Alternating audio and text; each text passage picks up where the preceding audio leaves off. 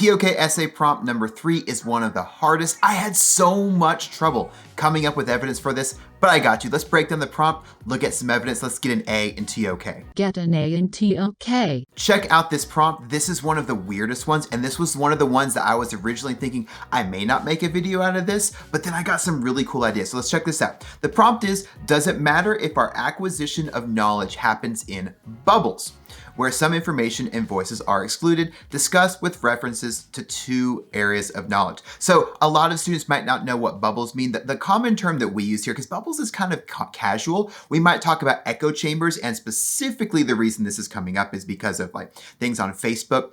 You're young, you probably don't use Facebook, but on Facebook you can surround yourself with people who always agree with you, and your ideas are just echoing off of each other, but you always agree. And so the idea of a bubble or an echo chamber is we are ignoring outside information. We're only learning from people who agree with us, from people who are like us, by people who maybe are the same age as us. So bubbles can exist in many different ways.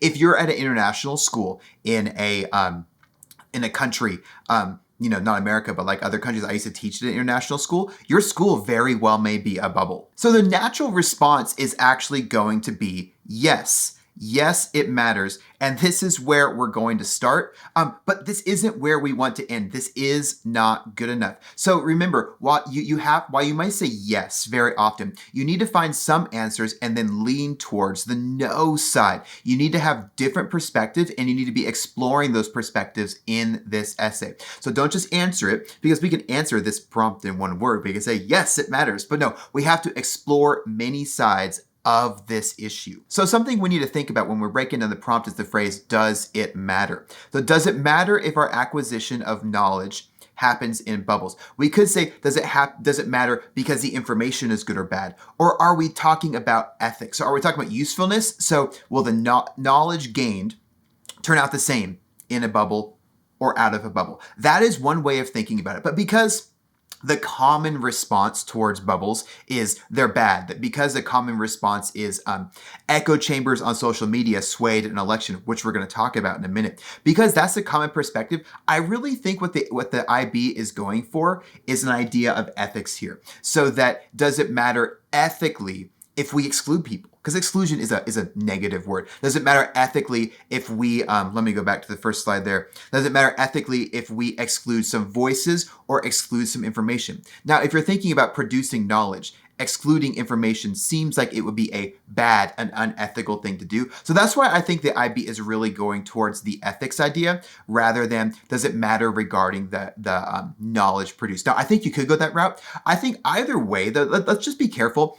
Tell me in the introduction, just real quickly, one sentence, I interpret this to be an ethical situation, or I interpret this to be asking about the usefulness of the knowledge. Does knowledge gained outside a bubble match the knowledge gained inside the bubble? Just be clear with that. That should be pretty easy. And I don't think that either interpretation is necessarily right or wrong, because the wording in this is kind of vague, and some of the wording in this year's prompts are vague as well. So I would interpret this to be, does it matter ethically if we exclude some voices or information? So the idea here and how I'm going to kind of organize my very simple video that you're watching is, should we exclude or should we not exclude voices and information? And the word should is like the word ought, and all ethical situations can include the word ought. So ought we to exclude people?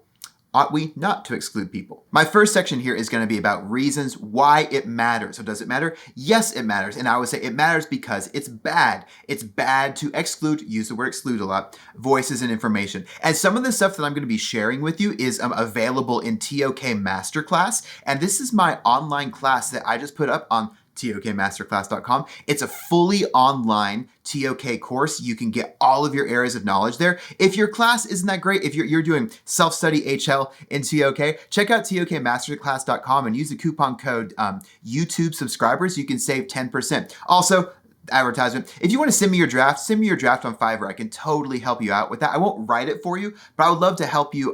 I would love to give you suggestions, and I will even grade it for you as well. Okay, so let's check this out. Thank you, TOK Masterclass, for sponsoring this video. So the first reason why is Cambridge Analytica was shut down by the UK government for taking advantage of bubbles. So if you don't know what they did, basically, it is crazy. They were able to identify people in informational bubbles, specifically on Facebook, that were more likely to believe lies.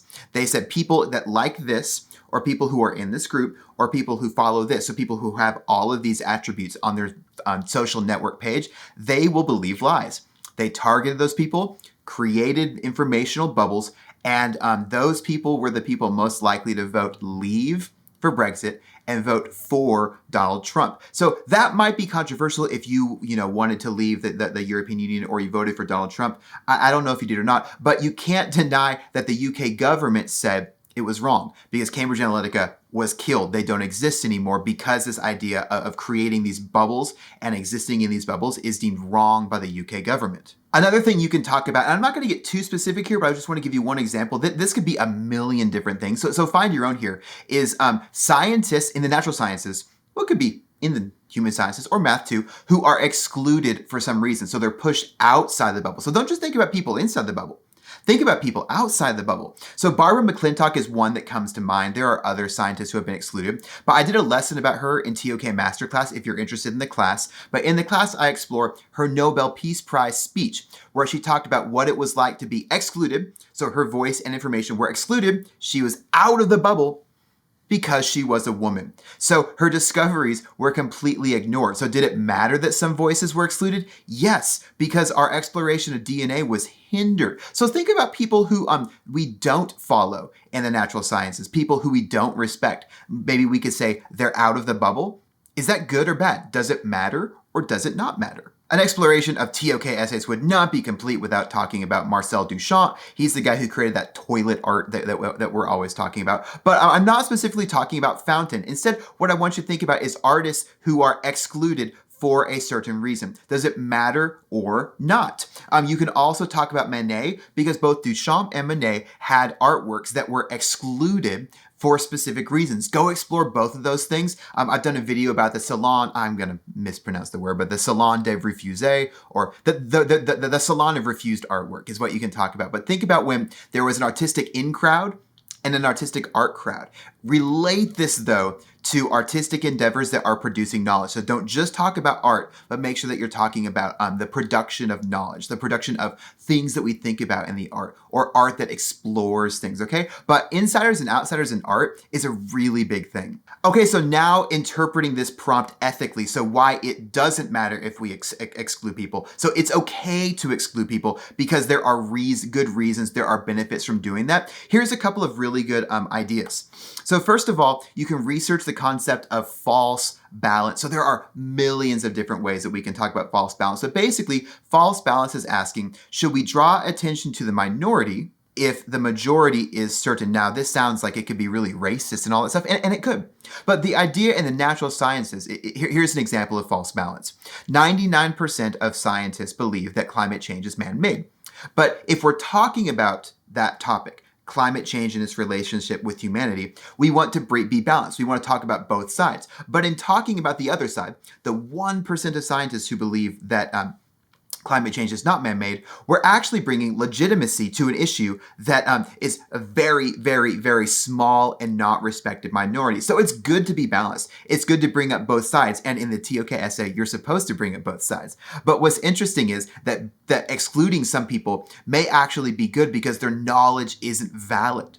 Now, one of the things we can talk about is, should their knowledge be valid? And if one side is using their power to invalidate the other, that's something that you can explore as well. But research the idea of false balance, because if we exclude people for good reasons, maybe it doesn't matter that sometimes we exclude voices and information. Okay, this is the idea that really popped in my head. We could create bubbles for the sake of national security. So when does this happen? So think about wartime. Think about when country, this is happening like right now. I just found out that the United States is, and if you're in China right now, this sucks for you. The United States is preventing the shipment of GPUs, of graphic processing units, to China because of, America and China, they're always frustrated with each other. So when we're thinking about national security and discovery, scientific discoveries and information, and keeping that secret for national security, that's a really interesting idea, and I had never thought about it before. But a country could make their own bubble to make it so other countries don't get their knowledge. When has that happened historically? Happened all the time in World War II. Okay, this is my favorite.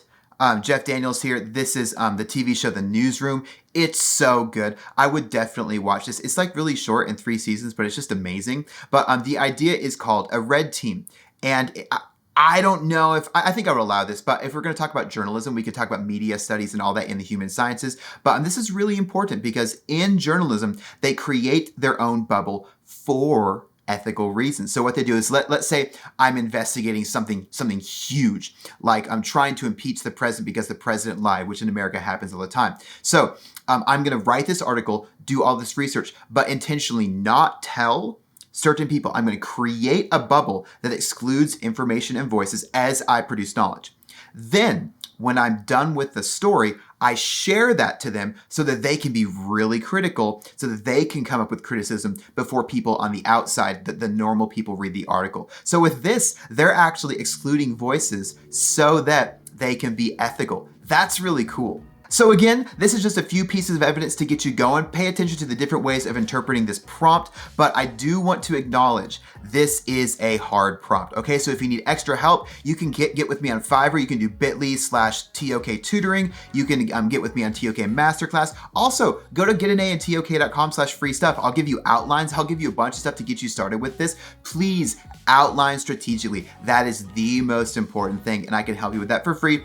Now all you gotta do is sign up. All right, I hope that TOK and prompt number 3, probably the hardest prompt, sucks a little bit less than it did at the beginning of this video. I'll see you next time.